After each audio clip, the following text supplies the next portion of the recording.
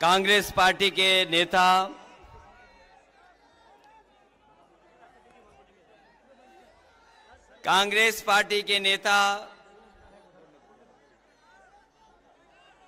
राहुल गांधी जी, मंच पर उपस्थित समाजवादी पार्टी इंडिया गठबंधन के प्रत्याशी सांसद दानिश अली जी, मंच पर उपस्थित जिनकी अध्यक्षता में ये कार्यक्रम हो रहा है, यहां के लोकप्रिय विधायक पूर्व मंत्री महबूब अली साहब, कांग्रेस पार्टी के प्रदेश के अध्यक्ष अजय राय जी, समाजवादी पार्टी के विधायक पूर्व मंत्री कमाल अख्तर जी, विधायक समरपाल सिंह जी, संचालन कर रहे जावेद आबदी जी, पार्टी के जिला अध्यक्ष मस्तराम यादव जी, कांग्रेस पार्टी के वरिष्ठ नेता राज्यसभा में सांसद प्रमोद तिवारी जी, मोना तिवारी जी विधायक, और यहां पर उपस्थित दोनों दलों के सभी हमारे नेता और इस चुनावी जनसभा में उपस्थित हमारे सभी आदरणीय बुजुर्ग, माताएं, बहनें, नौजवान साथी, पत्रकार बंधुओं, मैं सबसे पहले इस चुनावी जनसभा में उपस्थित हमारे गठबंधन के सभी साथियों को बहुत बहुत धन्यवाद और बधाई देना चाहता हूं। ये चुनाव 2024 का चुनाव और इस जगह पर दिखाई दे रहा है कि ऐतिहासिक वोटों से दानिश अली जीत करके जा रहे हैं। इधर पहले चरण का चुनाव हमने, आपने, सबने देखा और मैंने हर कार्यक्रम में, हर सभा में ये कहा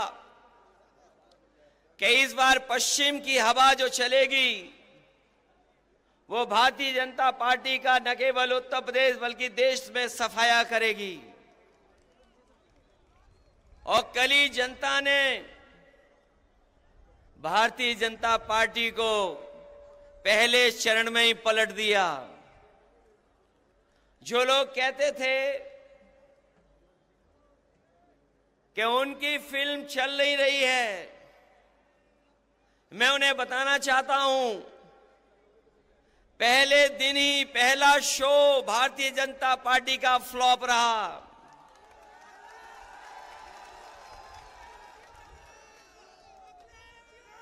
उनकी झूठी कहानी कोई सुनना नहीं चाहता। उनके घिसे पिटे डायलॉग अब जनता के बीच में चल नहीं रहे। उनकी सब खिड़कियां खाली हैं, कोई उत्साह नहीं दिखाई दे रहा है। यूपी वाले जब स्वागत करते हैं तो अच्छा स्वागत करते हैं, लेकिन जब विदाई करते हैं तो ढोल नगाड़े से विदाई करते हैं। इस बार तो अमरोहा की ढोलक बज करके भारतीय जनता पार्टी की विदाई होने जा रही है। जो कभी जुमले लेकर के आए थे, जिन्होंने कहा किसान की आय दोगुनी हो जाएगी, आज 10 साल हो गए, बताओ किसी किसान की आय दोगुनी हो गई हो? कोई हमारा बुनकर भाई खुशहाल हो गया हो? हमारे नौजवानों को कहा कि नौकरी देंगे हर साल 2 करोड़। बताओ, बेरोजगारी इस तरीके से फैली है और सरकार जानबूझ करके बेरोजगार रखना चाहती है। अभी जितनी भी सरकार में परीक्षाएं हुई हैं, सब पेपर लीक हो गए। पहला पेपर लीक हुआ, सरकार सावधान नहीं हुई। उसके बाद जितनी परीक्षाएं हुई, सब में पेपर लीक हो गए। और कई बार मैंने कहा कि 60 लाख बच्चों का, 60 लाख नौजवानों का भविष्य अंधकार में डाल दिया इस सरकार ने।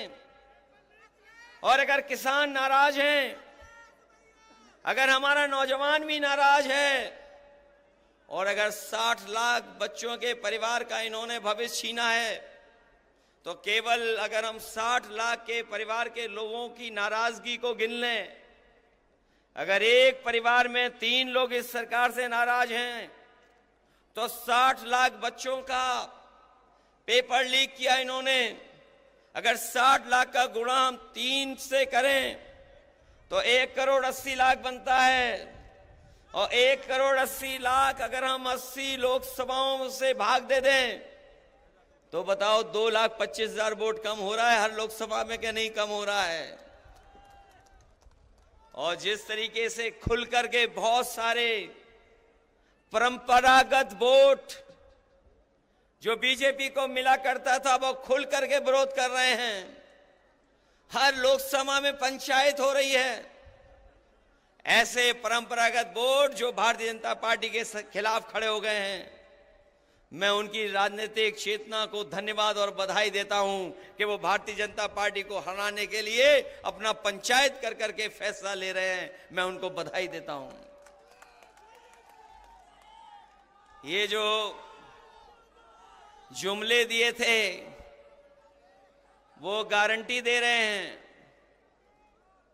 इन्होंने कभी कोरोना भगाने के लिए ताली और थाली बजवाई थी। ये गारंटी नहीं, ये घंटी है इनकी। हमें इनकी गारंटी नहीं चाहिए।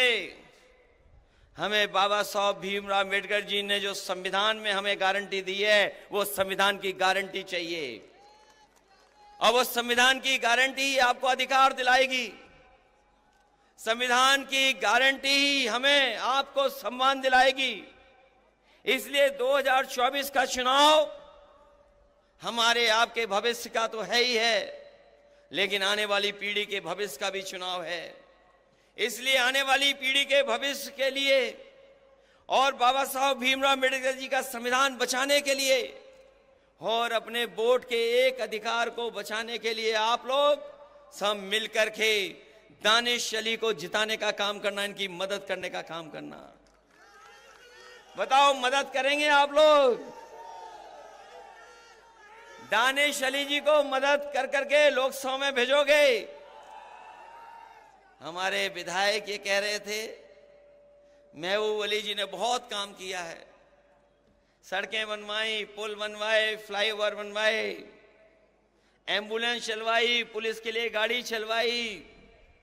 सरकार में बहुत काम हुए हैं। सड़कें बनी और ये स्टेडियम भी बना। काम में कोई मुकाबला नहीं है। लेकिन अगर यहाँ के लोग ठान लेंगे तो पहले बहुत वोटों से जिताया था, बहुत वोटों से जिताया था। यही विधानसभा अगर मन बना लेगी तो 1 लाख वोट से जिता करके भेजेगी। हमारे मंत्री जी थोड़ी कंजूसी करते हैं, इन्हें कंजूसी छोड़ देनी चाहिए। इसलिए साथियों, हम आपसे विशेष समय पर अपील करने आए हैं।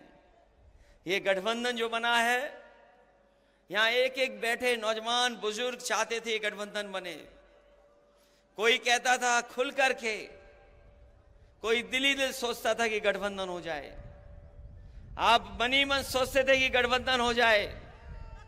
हम लोगों ने बड़े मन से गठबंधन किया है। इसलिए मैं अपने सभी साथियों से कह रहा हूं कि गठबंधन का प्रत्याशी ऐतिहासिक वोट से जीत करके जाए।